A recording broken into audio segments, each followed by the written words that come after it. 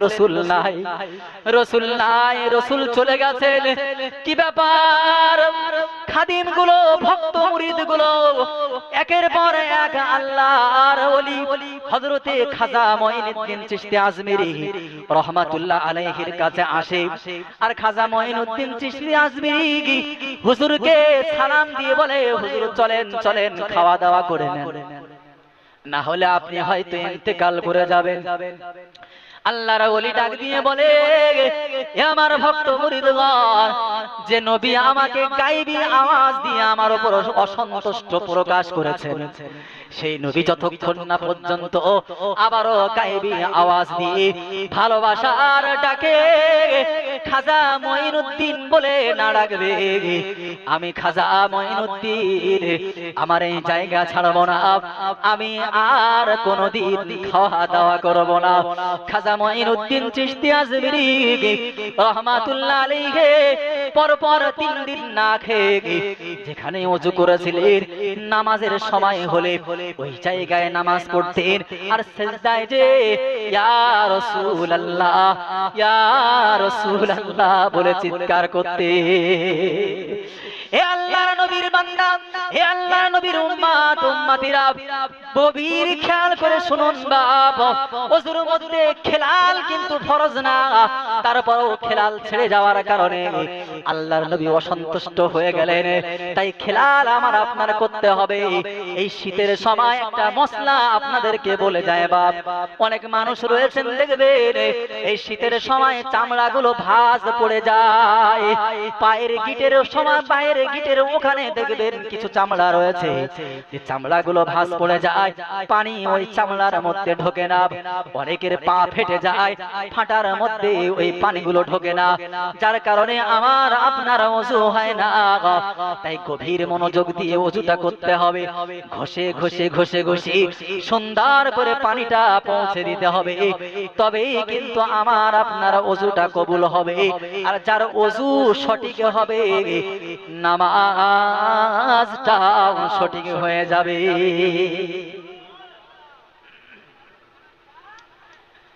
3 নম্বর শর্ত কি বললাম? 3 নম্বর গুণ হবে মশলাগুলো জানা। আমি আপনি অনেকেই হয়তো এমন মুসল্লি আছি মশলাগুলো জানি, কিন্তু বাড়ির মহিলারা জানে না। আমি নামাজ পড়ে বাড়িতে যে সিরিয়াল দেখায় ব্যস্ত, আমার মা বোনেরা তারা আমার পাশে বসে সিরিয়াল দেখছে, তারাও হয়তো নামাজ পড়ে কিন্তু নামাজ সঠিক হয় না। আমি হাজি মানুষ, মুসল্লি মানুষ, আমি মনে করছি নামাজ 5 ওয়াক্ত পড়ি, কিয়ামতের দিন হয়তো পার পেয়ে যাব। পাবো কি বলে মনে হয়? পাবো না। কেন বলেন দিন? তার কারণ হলো ওই মানুষটা যাকে, যে আমার অধীনস্থে আছে, যে আমার সন্তান, যাকে আমি মশলা মশাইল সঠিকভাবে বোঝাতে পারিনি, যে আমার বিবি সে সঠিক মশলা জানতো না, তাকে আমি বোঝাইনি, যে আমার বৌমা, আমার পুত্রবধূ সে আমার অধীনস্থে আছে, তাকে আমি সঠিকভাবে মশলা মশাইল গুলো শেখাইনি। কিয়ামতের দিন যখন ও জাহান্নামের জন্য যাবে আর আমি জান্নাতের দিকে যাব, ওরা আমার ওই দামান ধরে, এই জামা আসল ধরে, আমার হাত ধরে আল্লাহ পাকের কাছে ডেকে আনবে, বলবে আল্লাহ এর জন্যই তো আমরা জাহান্নামে, আল্লাহ একে সঙ্গে না নিয়ে আমরা যাব না। কোরআন পাকের মধ্যে এসেছে, ওই সময় বান্দাগুলো বলবে রব্বানা আরিনাল লাযাইনি আদাল্লানা মিনাল জিন্নি ওয়াল ইনসি নাজআলুহুমা তাহতা আকদামিনা লিয়াকুনা মিনাল আসফালি। আল্লাহ যাদের জন্য আমরা মশলা মশাইল শিখতে পারিনি, তাদেরকে আমাদের সামনে এনে দাও, আমরা কি করব? তাদেরকে পায়ে মারিয়ে জাহান্নামে যাব। তাই সকলকেই বলছি, আপনারা মশলা মশাইল জানবেন, আর বাড়িতে যেয়ে মা বোনদেরকেও শেখাবেন। তাহলে 3টে গুণ হলো, তাই তো? 4 নম্বর কি? 4 নম্বর হচ্ছে হালাল খাদ্য খেয়ে ইবাদত করা, হারাম না খাওয়া, হারাম বর্জন করা। আল্লাহ পাক কোরআনের মধ্যে বলেছেন, ইয়া আইয়ুহাল্লাযীনা আমানু কুলু মিন তাইয়্যিবাতি মা রাযাকনাকুম, কুলু মিনাত তাইয়্যিবাতি ওয়া'মালু সলিহা। আল্লাহ পাক বললেন হালাল খাদ্য খাও আর ওয়া আমালু সালিহা, হালাল খাদ্য খাও আর নেক আমল করো। তাহলে ইবাদাতের মধ্যে চারটি গুণ বিশিষ্ট ইবাদত হতে হবে।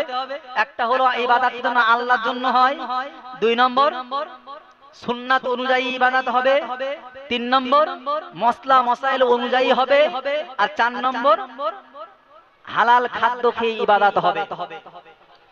এবার আসুন সবর করার দ্বিতীয় নম্বর জায়গা। প্রথম তো সবর হচ্ছে ইবাদতের মধ্যে সবর, দ্বিতীয় নম্বর জায়গা হচ্ছে সবর করার, সেটা হলো সবরুন আনিল মাআসি, গুনাহ না করে সবর করা। সার্বিক সুযোগ সুবিধা আছে, কিন্তু সার্বিক সুযোগ সুবিধা থাকা সত্ত্বেও আমি যদি মনে করি যে আমার আল্লাহ দেখছেন, আমি এই গুনাহ করব না, আমার পাশে সুন্দর রমণী রয়েছে, আশেপাশে কেউ নাই, কেউ জানতেও পারবে না, ধরতেও পারবে না, আমি এমন একটা সুযোগকে হাতছাড়া করছি শুধুমাত্র কিসের জন্য? একমাত্র আল্লাহর ভয়ে। আমার আল্লাহ পাক বললেন, ইন্নাল্লাযীনা ইয়াখশাউনা রাব্বাহুম বিল গায়বি লাহুম মাগফিরাতু ওয়া আজরুন কাবীর। আমি আল্লাহ পাক বললাম, আমাকে না দেখে যে বান্দা আমাকে না দেখে ভয় করবে, আমি আল্লাহ পাক বললাম লাহুম আজরুন কাবীর, আমি আল্লাহ কিয়ামতের দিন তার জন্য বড় পুরস্কার রেখে দিয়েছি। জোরে বলুন না সুবহানাল্লাহ। দ্বিতীয় নম্বর জায়গা কি বললাম তাহলে? সবর করার দ্বিতীয় নম্বর জায়গা গুনাহ না করে সবর করা।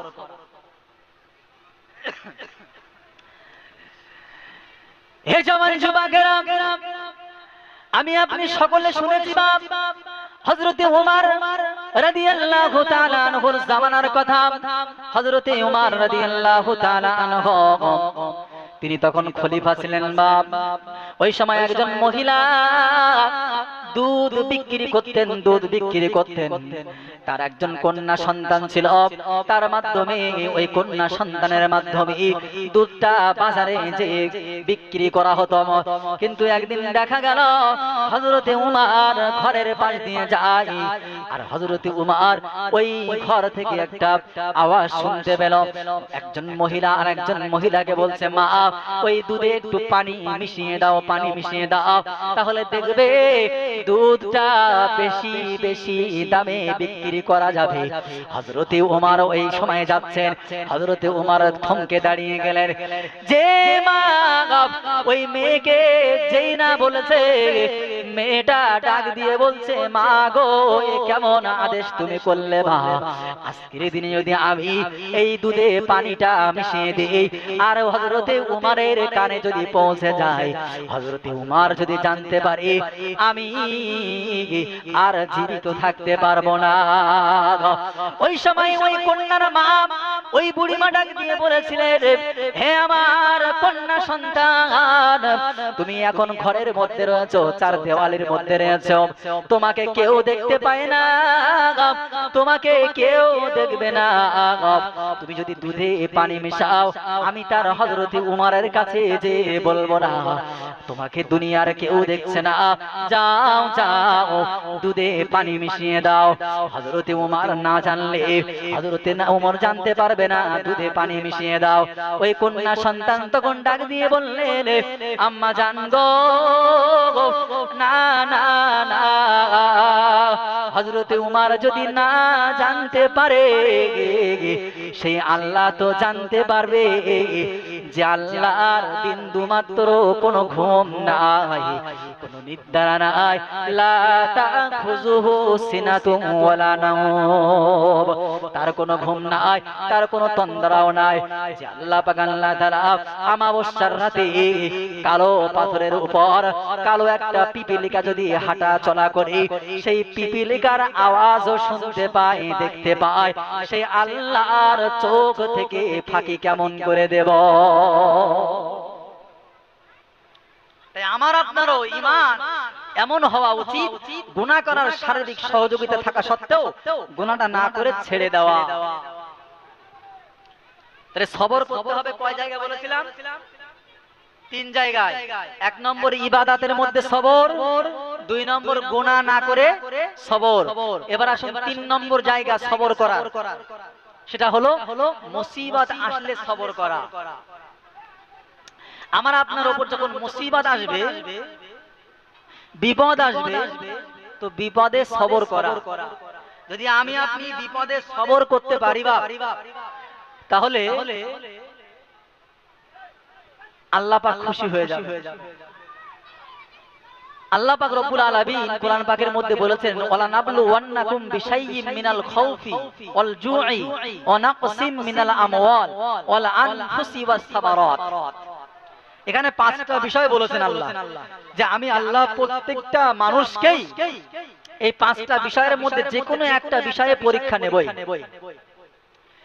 সুতরাং এই পাঁচটা বিষয়ে যে কোনো একটা পরীক্ষায় যদি আমার বান্দা পাস করতে পারে, ধৈর্য ধারণ করতে পারে, তাহলে সে তার নামটা আর সাধারণ বান্দা হিসেবে থাকে না, তার নামটা সাবিরিনদের খাতায় চলে যায়, অবশ্যই সাবিরিন। আল্লাহ বললেন আমার রাসূল যাও ওই সাবিরিন যারা ধৈর্যধারী যারা, তাদেরকে একটা সুসংবাদ শুনিয়ে দাও। সেটা কি? ইন্নাল্লাহা মা'আস সাবিরিন, আমি আল্লাহ ওই ধৈর্যধারী বান্দাগণের সঙ্গে রয়েছি। জোরে বলবেন না সুবহানাল্লাহ? আর একটু জোরে হবে না সুবহানাল্লাহ? আমার আপনার সঙ্গে আল্লাহ থাক, এটা চায় না কে কে? একটু হাত উঁচু করবেন। আল্লাহ থাক চান না? আমার আপনার সঙ্গে আল্লাহ থাক সকলে চায়, তাই নাকি? আল্লাহ থাকলে উপকারটা কি জানেন? ছোট্ট একটু ঘটনা বলি, তাহলে বুঝে আসবে। আল্লাহর নবী, দয়ার নবী জনাবে রাসূলুল্লাহ সাল্লাল্লাহু আলাইহি ওয়াসাল্লাম, নবী আমার যখন মক্কা থেকে মদিনায় হিজরত করলেন, মক্কা থেকে মদিনায় হিজরতের দিনে আল্লাহর নবী আমার, দয়ার নবী আমার একটা গুহায় আশ্রয় নিয়েছিলেন। ওই গুহাটার নাম হলো গারে সুর। ওই গারে সুর নামক গুহায় যখন আল্লাহর নবী আশ্রয় নিলেন, আশ্রয় নেওয়ার পরে মক্কার মানুষেরা, মক্কার কাফেররা আল্লাহর নবীকে মারার জন্য দলে লোক পাঠিয়েছিলেন। বাবা, হে জওয়ান যুবকেরা, হে আল্লাহর নবীর উম্মত উম্মতিরা, আল্লাহর নবীর সঙ্গে ছিলেন হযরতে আবু বকর সিদ্দিক রাদিয়াল্লাহু তাআলা আনহু। উনি তখন ওই গুহার মধ্যে আল্লাহর নবীকে নিয়ে রয়েছেন। বাপ, ঠিক সেই সময় দেখা যায় আল্লাহর নবীর খোঁজে কাফেররা দলে ওই গুহার দিকে আসা যাওয়া করে। আল্লাহর নবীর সাহাবা হযরতে আবু বকর সিদ্দিক রাদিয়াল্লাহু তাআলা আনহু, উনি তখন ভয়ে কম্পিত হলেন। হযরতে আবু বকর রাদিয়াল্লাহু তাআলা আনহু, উনি তখন ভয়ে কম্পিত হয়ে রাসূলকে ডাক দিয়ে বললেন, ইয়া রাসূলুল্লাহ, ইয়া হাবিবাল্লাহ, দেখুন দেখুন দেখুন, ওই দেখেন ওই মক্কার বেঈমান বেদিন কুফারে কুরাইশরা আমাদেরকে ধরার জন্য এসেছে। ওরা যদি একটু নিচের দিকে তাকায় আমাদেরকে দেখতে পাবে, আর যদি আমাদেরকে দেখে ফেলে, ইয়া রাসূলুল্লাহ, ইয়া হাবিবাল্লাহ, আমাদেরকে জীবিত ছাড়া হবে না। আল্লাহ নবী তখন বলেছিলেন, লা তাহজান ইন্নাল্লাহা মা'ানা। আমার আবু বকর গো, চিন্তা করো না, দুশ্চিন্তা করো না, আমি রাসূলুল্লাহ বলে দিলাম, আমরা শুধু দুজন নয়, আমাদের সঙ্গে আমার আল্লাহ রয়েছে। আবু বকর ছিলেন, সঙ্গে রাসূল ছিলেন। পারলে ওই বেঈমান বেদিন কুফারে কুরাইশরা তারা আমার রাসূলকে মারতে পারতেন, আবু বকরকে হত্যা করতে পারতেন, কিন্তু পারেননি। তার কারণ কি? রাসূলের সঙ্গে আবু বকরের সঙ্গে কে আছেন? আল্লাহ আছেন। আল্লাহ থাকলে বিপদ আপদ থেকে রক্ষা পাওয়া যায় কি যায় না? বাপ, সকলের কাছে অনুরোধ করব, যতটুকু আলাপ আলোচনা করেছি কোরআন হাদিস থেকে বলার চেষ্টা করেছি। আল্লাহ পাক এই কোরআন হাদিস থেকে বলাকে কবুল করে নেন, সকলে বলি আমিন। আর যদি কোরআন হাদিসের ব্যাখ্যায় কোনো রকম ভুল ত্রুটি করে থাকি, আল্লাহ পাক ক্ষমা করুন। আর ভাষাগত দিক দিয়ে যদি কোনো রকম কোনো ভুল ত্রুটি হয়, আপনারা যদি ব্যথা পান, তাহলে মাফ করবেন। এখন যিনি এসেছেন অত্যন্ত পরিচিত মানুষ, আপনাদেরও পরিচিত আর আমারও পরিচিত। আমরা একই সংগঠনের মানুষ। আমরা একটা সংগঠন চালাই, লেকচারার্স অ্যাসোসিয়েশন অফ বেঙ্গল। আপনারা শুনেছেন, দেখেছেন বিভিন্ন সোশ্যাল মিডিয়ায়। আমরা সোশ্যাল ওয়ার্কের কাজ করি বিভিন্ন জায়গায়। শুধু আমরা বক্তা বলে শুধু টাকা গুনে গুনে আমরা বাড়ি নিয়ে যাই তা না, আমরা অনেক গরিব মানুষের কাছে পাশে দাঁড়াই, আমরা অনেক মেধাবী ছাত্র ছাত্রীর পাশে দাঁড়াই। আমরা ইদানিং যে বন্যাগুলো হয়ে গেছে, আমরা অনেক ত্রাণ বিলি করেছি, ফ্রি মেডিকেল ক্যাম্প করেছি, অনেক শীতের সময় বস্ত্র বিতরণ করি, আমরা অনেক সমাজের কাজ করি। বা সেই সংগঠনের মধ্যে আমার ভাই মুজাফফর হোসেন সাহেব তিনিও আছেন। আমি মাহমুদুল হাসান নগণ্য সেই মানে সংগঠনের একটা নগণ্য একটা সদস্য। তাই ভাইজান এসেছেন, বেয়াদবি করব না, তার কাছে দোয়া চাই আল্লাহ পাক যেন আমাকেও এবং ভাইজানকেও ইলম ও আমলে বরকত দান করে। সকলে বলি আমিন। দরুদ শরীফ। আল্লাহুম্মা সাল্লি আলা